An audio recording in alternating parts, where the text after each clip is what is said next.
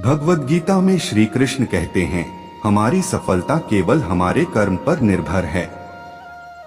जीवन में हमेशा हमें कुछ न कुछ चाहिए ही होता है, यह हमारी प्रकृति है। अब इन सब आशाओं और महत्वाकांक्षाओं को पूरा करने के लिए कर्म तो हमें करने ही पड़ते हैं। अब आप कर्म किस भाव से करते हैं, यह आप पर निर्भर है। आपके कर्म के पीछे जो भावना होती है, वह आपके संतोष का सबसे बड़ा कारण बन सकती है। भगवान श्री कृष्ण हमें बताते हैं कि इस जीवन में कर्म से बचना असंभव है। अब कर्म आपके मन को भाने वाले हों या आपके मन को जलाने वाले हों, मनुष्य जीवन की नीति कर्म है। जीवन का आधार कर्म है। अगर आप मोह में बंधकर कर्म करने से मना कर देंगे तो परिस्थितियां ऐसी हो जाएंगी कि वे आपसे वही कर्म कराकर रहेंगी। यह वैसी ही बात है जब अर्जुन कुरुक्षेत्र के महायुद्ध के बीचों बीच अपने अस्त्र डाल देते हैं, क्योंकि कुछ क्षणों के लिए अर्जुन इस मोह में बंध जाते हैं कि अस्त्र उठाने से वह अपने कुल का, अपने संबंधियों का विनाश रचेंगे। तब शायद अर्जुन को कर्म में न संतोष मिल रहा था और न आनंद। इस अवस्था में भगवान श्री कृष्ण पार्थ को बताते हैं कि अगर हम कर्म से मुंह मोड़ लेंगे तो इसका अर्थ यह नहीं कि हम वह करने से बच जाएंगे।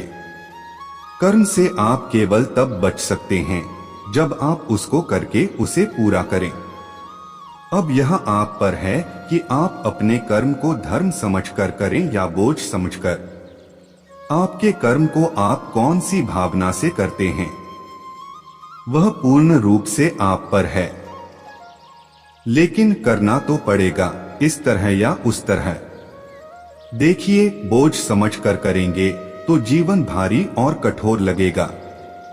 धर्म समझकर करेंगे, सेवा भाव से कर्म करेंगे तो ऐसा लगेगा कि आपके हाथों भला हो रहा है। यह ऐसी ही बात है कि आप जो सेब या अनार या संतरा खाते हैं वह इसलिए खा पाते हैं क्योंकि दूर किसी माली ने अपना कर्म किया था। जैसे उसके कर्म का फल आप खा रहे हैं, वैसे ही आपके कर्म से किसी और को कोई सहायता मिल जाएगी।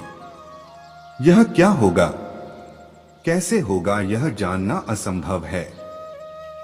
पर साधारण से साधारण मनुष्य भी अगर अपने मन में यह विश्वास बना ले कि उसके कर्म से किसी का भला हो रहा है, तब उस कर्म में धर्म और सेवा दोनों ही मिल जाते हैं। हम सब इस बात को किसी ना किसी रूप में मानते ही हैं और करते भी हैं। जैसे जब हम ऐसी नौकरी करें जो हमें उतनी पसंद नहीं होती, लेकिन उस नौकरी से हमारा घर चल रहा हो या हमारा परिवार खुश रह रहा हो, तो हम हमारा मोह छोड़ देते हैं। इसी कर्म में धर्म का भाव मिलता है। भगवान श्री कृष्ण हमें समझाते हैं कि हम समाज में रहते हैं तो उसके प्रति हमारे कुछ उत्तरदायित्व और कुछ कर्तव्य होते हैं।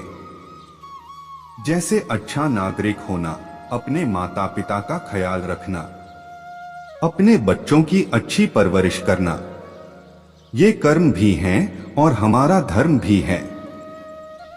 इसलिए अगर मन इस विचार से डगमगा उठा है कि आप यह सब कैसे करेंगे, तो ऐसे नकारात्मक विचार छोड़ दीजिए। इसकी जगह पर यह विश्वास रखिए कि अगर इस कर्म का उत्तरदायित्व भगवान ने दिया है तो उसको करने की सामर्थ्य और धैर्य भी भगवान ने आपको दिया ही है।